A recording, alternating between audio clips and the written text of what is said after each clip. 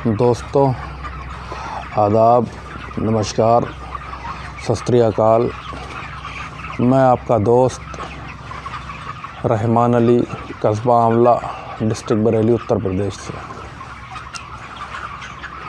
तो दोस्तों, हमारा जो आज का टॉपिक है वो टॉपिक ये है कि हम अपने पोल्ट्री फार्मिंग में, मुर्गी फार्म में नुकसान को कैसे कम कर सकते हैं। जो होने वाले नुकसान होते हैं हम लोगों को फार्मिंग में, आजकल आप देख ही रहे हो कितने लंबे समय से रेट डाउन था, अभी थोड़ा ऊपर आया है, भी ठीक ठाक हुआ है, बाकी लंबे समय से रेट डाउन था। तो उस कंडीशन में हम अपने नुकसान को रेटों के कम होने के समय में कैसे कम कर सकते हैं, और अगर प्रॉफिट का समय आ रहा है उस समय में रेट को लेकर के, तो उस प्रॉफिट को और कैसे बढ़ा सकते हैं, इस बात पर हम आज चर्चा करेंगे।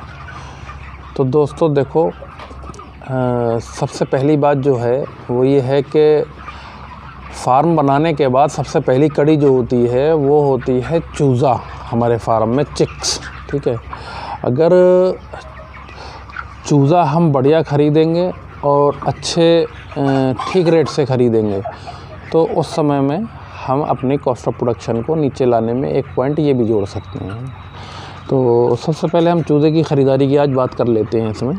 बाकी बात तो चूज़े की ख़रीदारी से लेकर मुर्गे की बिक्री तक की हम करेंगे। इसके बीच में क्या क्या हमें करना है, क्या क्या कैसे हमें मुर्गा अपना पालना और कैसे बेचना है, उन सब चीज़ों को हम इसमें आज बात करने वाले हैं।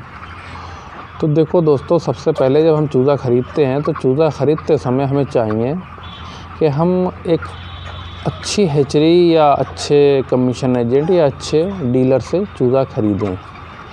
अच्छे से मतलब मार्केट में जिसकी वैल्यू हो, जिसकी मार्केट में वैल्यू ऐसी हो जो बंदा कभी फ्रॉड किसी के साथ ना किया हो।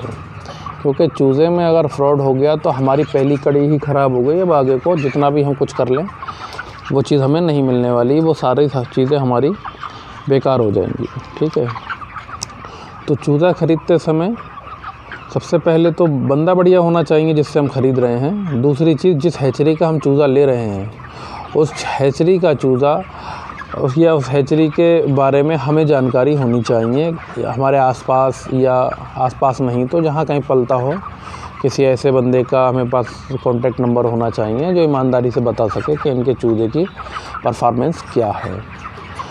अब आ जाते हैं दूसरी चीज़, चूज़े में क्या होता है, 2-3 साइज़ होते हैं। तो हमेशा चूज़ा जो है अच्छा बड़ा साइज़ का ख़रीदना चाहिए। क्योंकि देखिए, स्टैंडर्ड साइज़ तो एक 40 ग्राम या प्लस हो जाता है, 40 ग्राम या उससे 40 ग्राम प्लस एक स्टैंडर्ड साइज़ होता है। लेकिन एक चीज़ मैं दोस्तों बता दूं आपको, हमारा जो ब्रायलर बर्ड होता है चूज़ा, ये इसकी खूबी ये है कि ये अपने वज़न को ही मल्टीप्लाई करता है। जो ये वज़न लेकर आता है हैचरी से, जो भी इसका साइज़ आता है, मान लो अगर ये 45 ग्राम आया है तो उसको मल्टीप्लाई करेगा सप्ताह में, या ये 35 ग्राम आया है तो उसको मल्टीप्लाई करेगा, बढ़ाएगा, ठीक है। या ये 40 ग्राम आया है तो उसको अपने उसी हिसाब से वज़न को बढ़ाएगा, ठीक। अब अगर हमने 35 ग्राम वाला चूज़ा लिया है और एक ने 45 ग्राम वाला लिया है तो 10 ग्राम का फ़र्क तो यहीं आ गया। अब उस 10 ग्राम को कवर करने के लिए पहले तो बर्ड जो है 10 ग्राम पूरा करे उस तक पहुंचने के लिए, फीड खाए, और 1-2 दिन का जो भी समय लगता है वो लगेगा। अच्छा, एक चीज़ और बता दूं, छोटे बर्ड में और बड़े बर्ड में जब तैयारी का समय आता है तो बड़ा बर्ड जो 45 ग्राम वाला है वो लगभग 2 से 3 दिन पहले तैयार हो जाता है। 35 ग्राम वाले चूज़े से, 35-38 ग्राम वाले चूज़े से जल्दी तैयारी आती है उसकी, ठीक है। तो एक पॉइंट ये भी है कॉस्ट ऑफ प्रोडक्शन को नीचे लाने का, मतलब हमारी लागत को नीचे हम बड़ा चूज़ा लेके भी ला सकते हैं, ठीक है। अब आ जाते हैं हम उसको क्या नाम इसका फीड के ऊपर। ये तो हमारा चूज़े का था, तो चूज़ा हमने किससे ख़रीदना और कैसा ख़रीदना है, ठीक। और अब फीड का ये है, देखिए दोस्तों, फीड हमारे जो पोल्ट्री फार्मिंग, ब्रायलर फार्मिंग है, इस क्षेत्र में 3 तरह की फीडें ज़्यादा चलती हैं। ज़्यादा से मतलब के 3 सेगमेंट, एक 2800 ग्राम वाला, 2800 में 2 किलो वाला, एक 3 किलो में 2 किलो वाला, और एक चलता है 3200 से 3300 ग्राम में 2 किलो वाला। तो जो 2800 ग्राम वाला सेगमेंट है तो वो देखो दोस्तों, मैं समझता हूँ जहाँ तक है, जहाँ तक मैं मानता हूँ, बाकी अब मैं अपनी बात बता रहा हूँ, बाकी कौन क्या मानता है मुझे नहीं पता। देखिए जो 2800 ग्राम वाला सेगमेंट होता है दोस्तों, उसमें ग्रोथ बहुत फास्ट आती है, ठीक है। बर्ड बहुत तेज़ी से फीड को खाता है और बहुत तेज़ी से बढ़ता भी है। लेकिन उस कंडीशन में एक चीज़ ये होती है, ऐसी फीड खाने तो ये जो 2800 ग्राम वाली फीड होती है, ये ऐसे फार्मों के लिए ज़्यादा बेहतर रहती है जहाँ पर जो है एनवायरनमेंट कंट्रोल फार्म होते हैं, जैसे ईसी फार्म होते हैं, या जहाँ का मौसम जो है ज़्यादा ऊपर नीचे नहीं होता है। ऐसे फार्मों के लिए फीड ज़्यादा सूटेबल होती है 2800 ग्राम वाली। बाकी जो फार्मर अपना मैनेजमेंट अच्छा रखते हैं, मौसम के हिसाब से टेम्परेचर को मेंटेन रखते हैं, ऑक्सीजन की प्रॉपर उनके व्यवस्था रहती है, और जो फार्म के अंदर जो गैसें बनती हैं, अमोनिया है या कार्बन डाइऑक्साइड है, जो भी है, ये गैसें कम रहती हैं जिनके फार्मों में, तो उनके लिए भी वो फीड अच्छी है। लेकिन उस फीड पे जो है बहुत ध्यान रखना पड़ता है बर्ड की ग्रोथ को देखते हुए, कि बर्ड जो है उल्टा होकर फड़क कर मरने ना लगे, क्योंकि उसको बहुत ज़्यादा ऑक्सीजन की ज़रूरत होती है ऐसी फीडों पर, और मैनेजमेंट बहुत अच्छा चाहिए होता है। अब हम आ जाते हैं 3 किलो वाली फीड पर। तो 3 किलो वाली फीड होती है जो अब मैं भी खिलाता हूँ। 3 किलो वाली मैं भी बहुत कम ऐसा करता हूँ जो 2800 ग्राम वाली फीड खिलाता हूँ, बहुत रेयर केस में ऐसा होता है, वरना मैं जो है 3 किलो वाले सेगमेंट में ही ज़्यादा जाता हूँ। क्योंकि उस सेगमेंट में होता क्या है, एक तो बर्ड हमारा जो है ग्रोथ अच्छी ले लेता है, ठीक है, क्योंकि हमारा मैनेजमेंट अच्छा है, तो हम अच्छे मैनेजमेंट पर 3 किलो वाली फीड से भी 2900 ग्राम 3 किलो में अपना वेट 2 किलो पूरा करा लेते हैं ब्रायलर से। और 3 किलो वाली जो फीड होती है वो 2800 ग्राम वाली फीड से सस्ती होती है।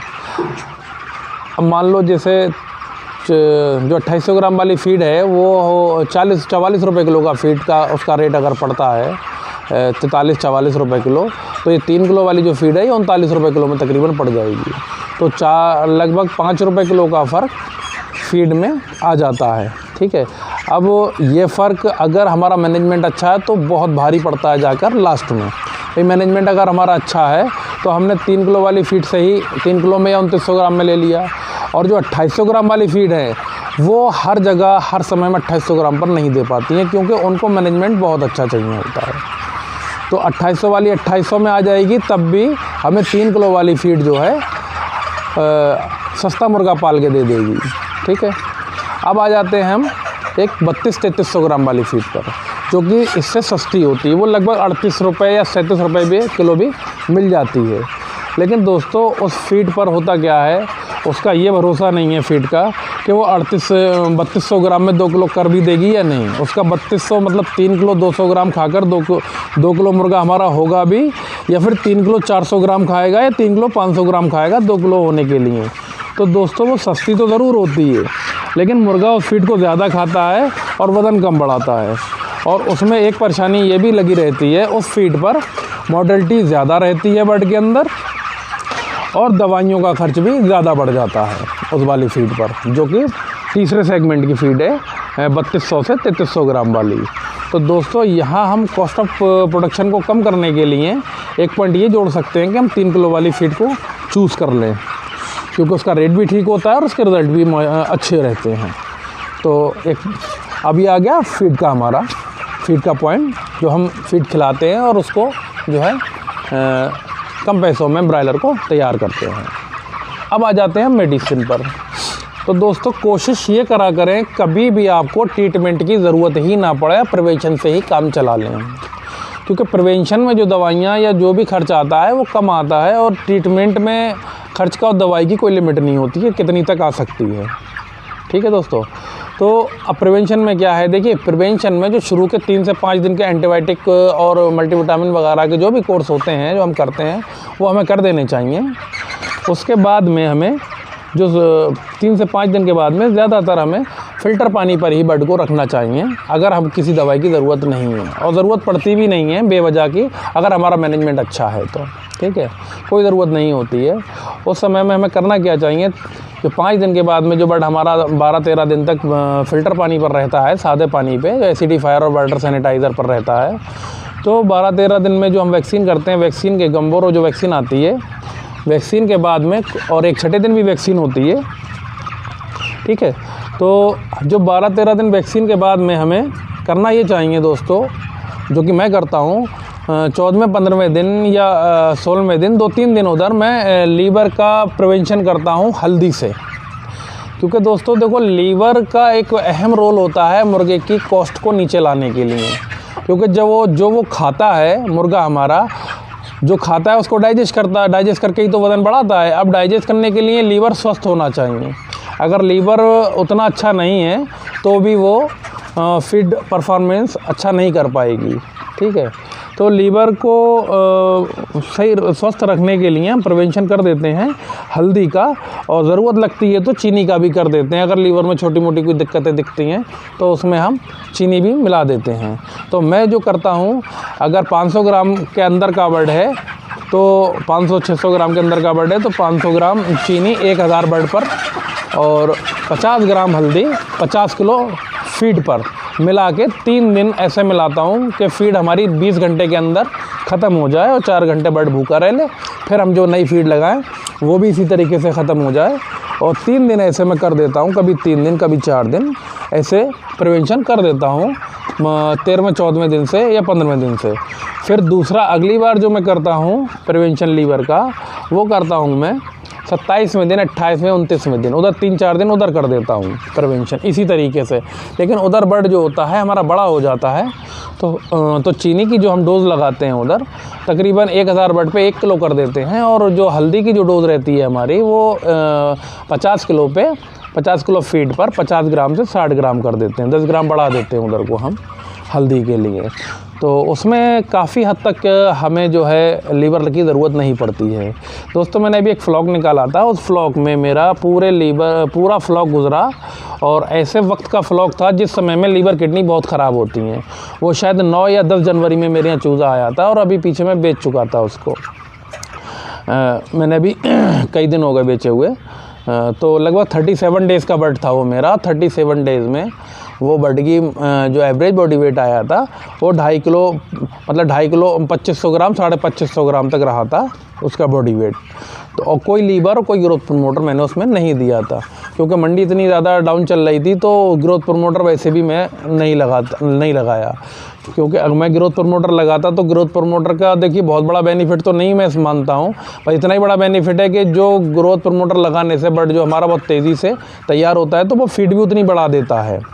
मान लो जैसे हमारा जो बर्ड 35 दिन में तैयार होना था वो 32 दिन में आ गया, तो ऐसा नहीं है कि उसने 35 दिन वाली फीड नहीं खाई है, उसने फीड भी 35 दिन वाली 32 दिन में खा ली, और ग्रोथ प्रमोटर से बस वो जल्दी तैयार हो गया। और थोड़ा एक्स्ट्रा बेनिफिट ये मिल जाता है कि थोड़ा FCR ठीक हो जाता है।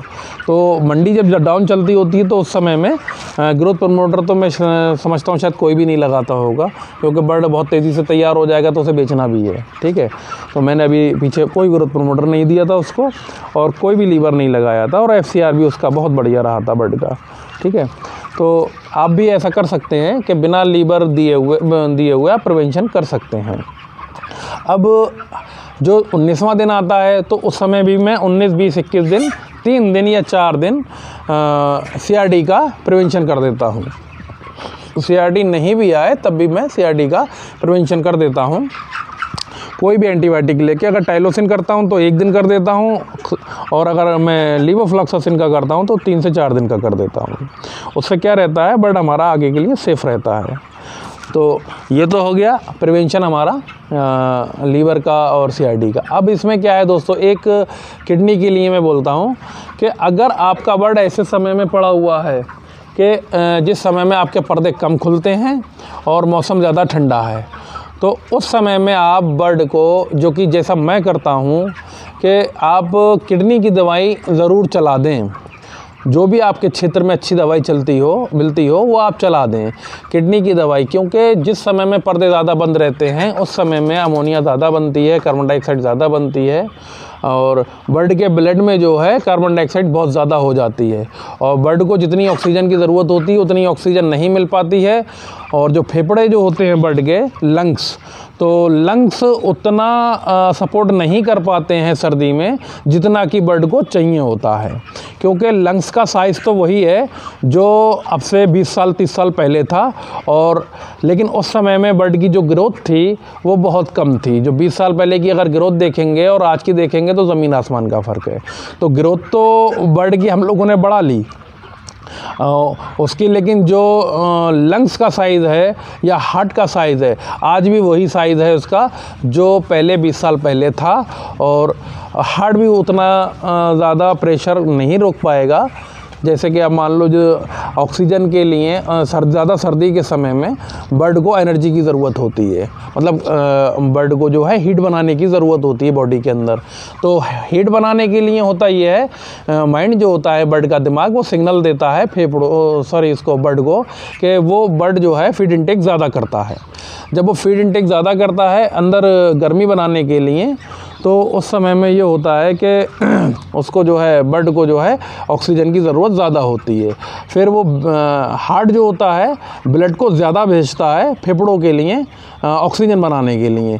अब वो वहाँ कैपेसिटी उसकी पहले वाली है जो पहले थी, अब उतनी ज़्यादा कैपेसिटी तो है नहीं। तो उसमें होता ये है तो वहाँ पर ब्लड जो है जमा होने लगता है, लेकिन और वो हार्ट जो होता है ब्लड को बार बार भेजता रहता है। तो उस कंडीशन में क्या होता है कि वहाँ पर फेफड़ों से ब्लड और पानी अलग होकर के पानी रिसने लगता है, और जो रिस कर पानी आता है वो नीचे पेट में आता है और या फिर बर्ड में हार्ट के आसपास या जहाँ भी जाता है।